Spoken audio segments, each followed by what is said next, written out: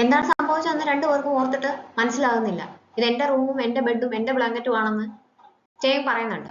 പുറത്തുനിന്ന് അവിടെ നിൽക്കുന്ന കുപ്പിയൊക്കെ കാണുന്നതന്നെയാണ് തലേദിവസം വൈനും ബിയറും ഒക്കെ കുടിച്ചതും ആ ലൈറ്റ് എടുത്തുകൊണ്ട് പുറത്ത് വെച്ചതും എല്ലാം രണ്ടുപേർക്കും ഓർമ്മ വരുന്നത്. റെയിനി ഡേയ്സ് എനിക്ക് ഇഷ്ടമാണെന്ന് ഹ്യൂജിൻ പറയുമ്പോൾ എനിക്ക് ഏറ്റവും ഇഷ്ടമില്ലാത്തത് റെയിനി ഡേയ്സ് ആണെന്ന് ടേങ്ങും പറയും. അവനെ ചേട്ടൻ ഉപേക്ഷിച്ചു പോയത് ഒരു മഴയുള്ള ദിവസമായിരുന്നല്ലോ. ഹൈസ്കൂളിൽ പഠിക്കുമ്പോൾ തന്നെ ബെസ്റ്റ് ഫോട്ടോഗ്രാഫറിനുള്ള അവാർഡ് കിട്ടിയ കാര്യം ടേങ് ഹ്യൂജിന്റെ അടുത്ത് പറയും. ആ ഫോട്ടോ വന്ന മാഗസീനും കാണിച്ചു കൊടുക്കും.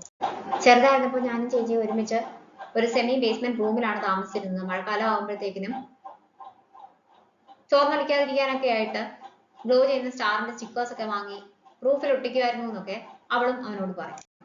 ഞാൻ അമ്മയെ മിസ് ചെയ്ത് കഴിയുമ്പോൾ ചേച്ചി എനിക്ക് പാൻ കേക്ക്സ് ഉണ്ടാക്കി തരുമായിരുന്നു. ചേച്ചിക്ക് അന്ന് 15 വയസ്സേ ഉണ്ടായിരുന്നുള്ളൂ എന്നൊക്കെ ഇവള് സങ്കടത്തോടെ പറയും.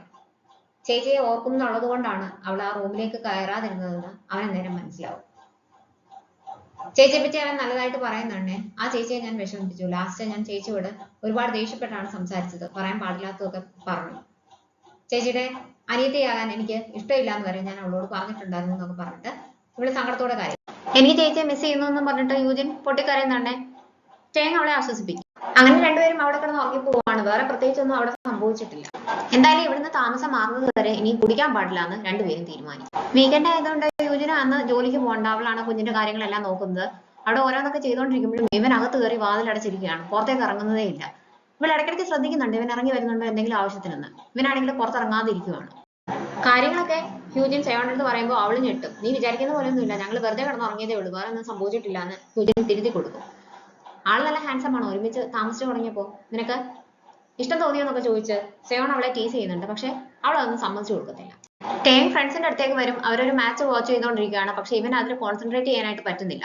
ഇവർക്കാണെങ്കിൽ ഒരു 100 കൂട്ടം സംശയമുണ്ട്. ഒന്നിച്ച് താമസിച്ചു തുടങ്ങിയിട്ട് എങ്ങനെയാണ്, നല്ല കംഫർട്ടബിൾ ആണെന്ന് തോന്നുന്നു. അതുകൊണ്ടാണല്ലോ വീക്കെൻഡ് ആയപ്പോ യൂജിൻ കുട്ടിയെ നോക്കുന്നത്. നിങ്ങളൊരു ധാരണയിൽ എത്തിയിട്ടായിരിക്കുമല്ലോ ഇത്രയും ഈസി ആയിട്ടും കംഫർട്ടബിൾ ആയിട്ടും കാര്യങ്ങൾ ഹാൻഡിൽ ചെയ്യാനായിട്ട് പറ്റുന്നത്. നിങ്ങൾ ഒരേ ഷാമ്പു ആണോ യൂസ് ചെയ്യുന്നത്, സോപ്പാണോ യൂസ് ചെയ്യുന്നത്, കാണാൻ നല്ല ഭംഗിയാണോ ഈ ഇല്ലോയെ എന്നൊക്കെ 100 കൂടെ സംശയങ്ങൾ ഇവർക്കുണ്ട്. കംഫർട്ടബിൾ ആയിരിക്കും എന്ന് തോന്നുന്നു എന്നൊക്കെ ഇവർ പറയുന്നുണ്ട്. ഇവനാണെങ്കിൽ സ്റ്റാമർ ചെയ്യും. ഞാനാണെങ്കിൽ ആ കുട്ടിയെ കാണാറ് പോലും ഇല്ല, ആ കുട്ടി ജോലിയായിട്ട് നല്ല ബിസിയാണ്, പിന്നെ എങ്ങനെയാണ് കംഫർട്ടബിൾ ആകുന്നത് എന്നൊക്കെ ചോദിച്ചിട്ട് ഇവൻ പോകാനായിട്ട് തുടങ്ങും. അപ്പൊ അവളെ കാണാൻ നല്ല ഭംഗിയാണോ എന്ന് ഇവർ ചോദിക്കുന്നുണ്ട്. അതിന് ഇവൻ മറുപടി പറയുന്നില്ല. തിരിച്ചു ഒരേ സമയത്താണ് രണ്ടുപേരും വീട്ടിലേക്ക് വരുന്നത്. അറ്റ്മോസ്ഫിയർ ഓക്വേർഡ് ആണ്. കുളിച്ചോണ്ട് നിൽക്കുന്നുണ്ട്. നിങ്ങൾ രണ്ടുപേരും ഒരേ ഷാമ്പു ആണോ യൂസ് ചെയ്യുന്നതെന്ന് ഫ്രണ്ട് ചോദിച്ചത് അവൻ ഓർമ്മ വരും. ടേങ് വന്ന് ബാൽക്കണിയിലേക്കുള്ള വാതിൽ തുറക്കാനായിട്ട് നോക്കുമ്പോൾ പറ്റത്തില്ല. അത് ഇങ്ങനെയാണ് ചെയ്യേണ്ടതെന്ന് പറഞ്ഞിട്ട് അവള് വന്ന് കാണിച്ചു കൊടുക്കും.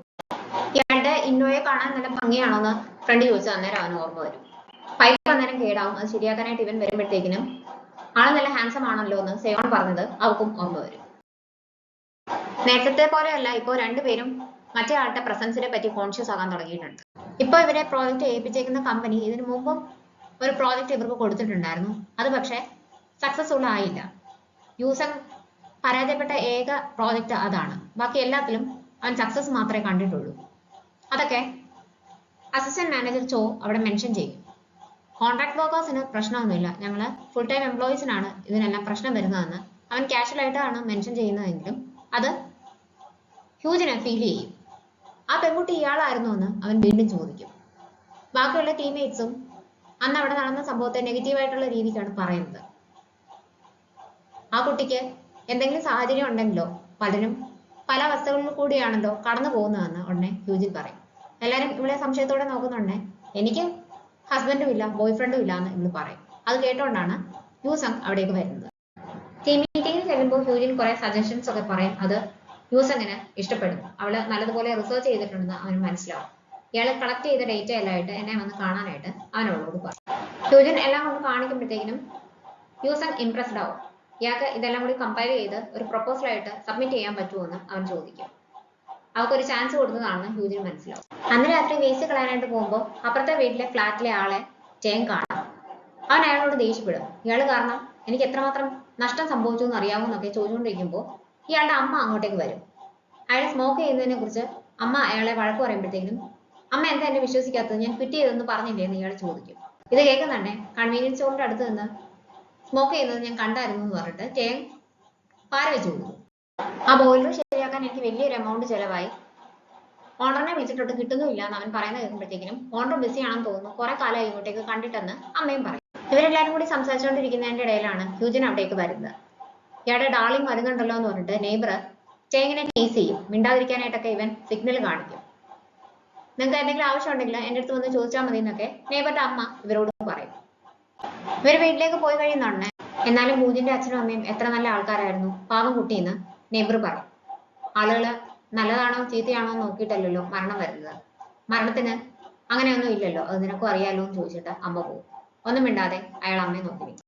അപ്പുറത്തെ ഫ്ലാറ്റിലെ ആളോട് വിയേർഡായിട്ട് എന്തെങ്കിലും പറഞ്ഞിട്ടുണ്ടായിരുന്നു, അയാൾ എന്താ അങ്ങനെ സംസാരിച്ചതെന്നൊക്കെ യൂജിൻ ചോദിക്കും. ഇവൻ വിഷയം മാറ്റാനായിട്ട് ശ്രമിക്കുമ്പോഴത്തേക്കിനും അവക്ക് ടീം ലീഡറുടെ കോള് വരും. കുറച്ച് ഡോക്യുമെന്റ്സ് അന്നേരം അയച്ചു കൊടുക്കണം എന്നാണ് പറയുന്നത്. അന്നേരം കുഞ്ഞു ബഹളം വെക്കും. അന്നേരം ഇവള് സിഗ്നൽ കാണിക്കുന്നുണ്ട്. തേങ്ങാണ് പോയി കുഞ്ഞിനെ കളിപ്പിച്ചുകൊണ്ടിരിക്കുന്നത്. അതിന്റെ ഇടയ്ക്ക് ഇവള് മറിഞ്ഞടിച്ച് വീഴാനായിട്ട് പോകുന്നുണ്ട്. തേങ്ങ അവളെ ഹെൽപ്പ് ചെയ്യും, ശ്രദ്ധിച്ചെന്ന് പറയും. ഇതും സൗണ്ട് അവൻ കേൾക്കുന്നുണ്ട്. അത് ടിവിയുടെ സൗണ്ടാണ്, എനിക്ക് എന്തെങ്കിലും സൗണ്ട് കേൾക്കാതെ വർക്ക് ചെയ്യാനായിട്ട് പറ്റത്തില്ലെന്ന് പറഞ്ഞിട്ട് അവളെ യൂസ് എങ്ങനെ കൺവിൻസ് ചെയ്യാനായിട്ട് നോക്കും. ഇവിടെ വേറെ ആളുകൾ അവളുടെ കൂടെ ഉണ്ടെന്ന് യൂസ് എന്ന് അറിയാതിരിക്കാൻ അവൾ മാക്സിമം ശ്രമിക്കുന്നുണ്ട്. എന്റെ ടീമിലെ എല്ലാവരും ഫുൾ ടൈം എംപ്ലോയീസ് ആണ്, ഞാൻ മാത്രമേ ഉള്ളൂ ഒരു കോൺട്രാക്ട് വർക്കർ ആയിട്ട്. അതുകൊണ്ട് നന്നായി ഹാർഡ് വർക്ക് ചെയ്താൽ മാത്രമേ എനിക്ക് ഇവിടെ പിടിച്ചു നിൽക്കാനായിട്ട് പറ്റത്തുള്ളൂ. ഒരു മാസം എന്നെ ഹെൽപ്പ് ചെയ്യണം എന്ന് അവള് തേങ്ങിന്റെ അടുത്ത് പറയും. അന്ന് രാത്രി അവൻ ഉണർന്ന് നോക്കുമ്പോൾ അവള് ഉറങ്ങിയിട്ടില്ല. അവൻ കോഫിയൊക്കെ പ്രിപ്പയർ ചെയ്ത് കൊണ്ടുവന്ന് കൊടുക്കും.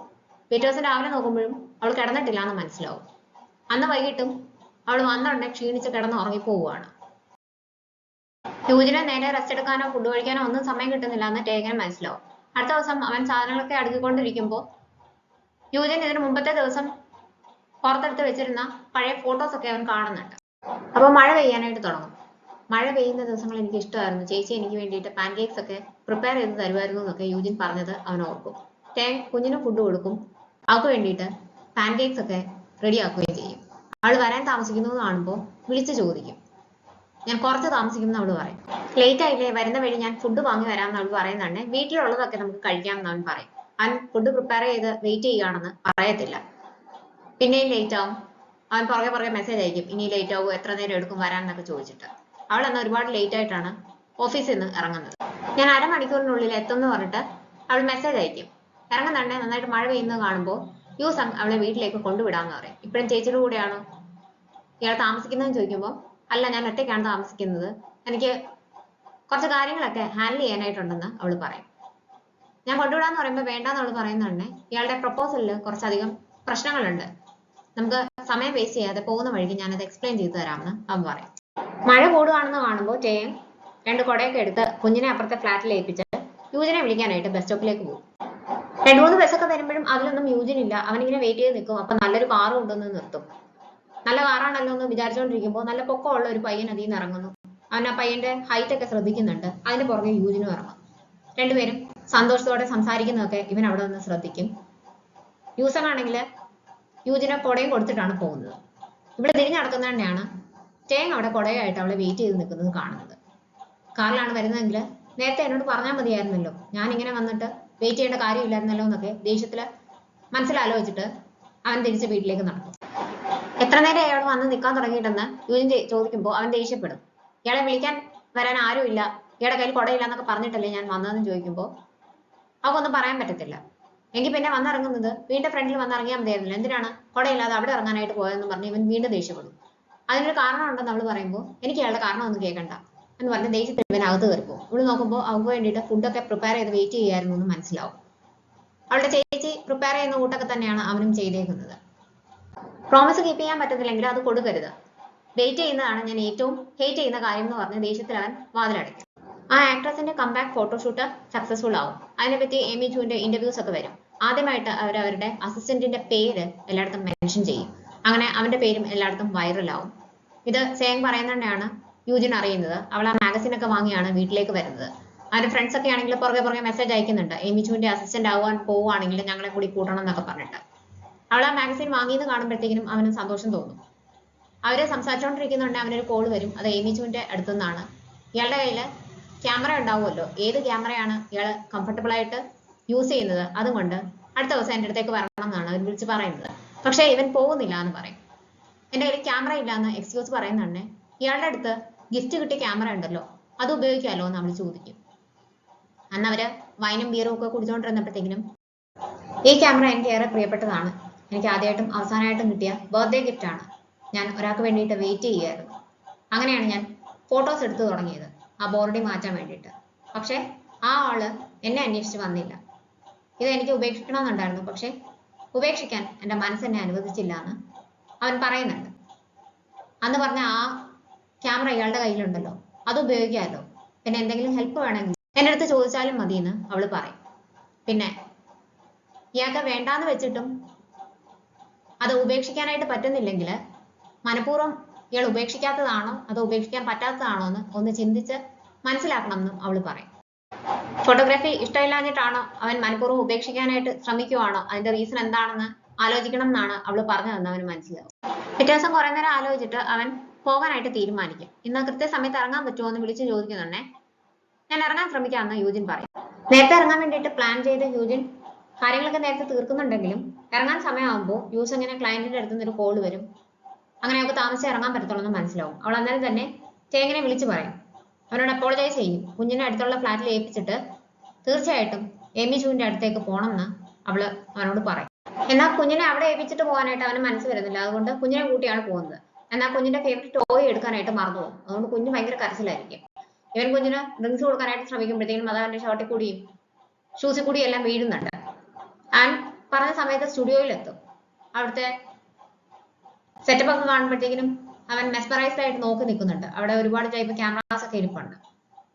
ഇയാൾ എന്നെ എപ്പോഴും സർപ്രൈസ് ചെയ്യുവാണല്ലോ, ഇപ്രാവശ്യം ഒരു കുട്ടിയെ കൊണ്ടാണല്ലോ വന്നേക്കുന്നതെന്ന് എമി ചോ അവൻ്റെ അടുത്ത് ചോദിക്കും.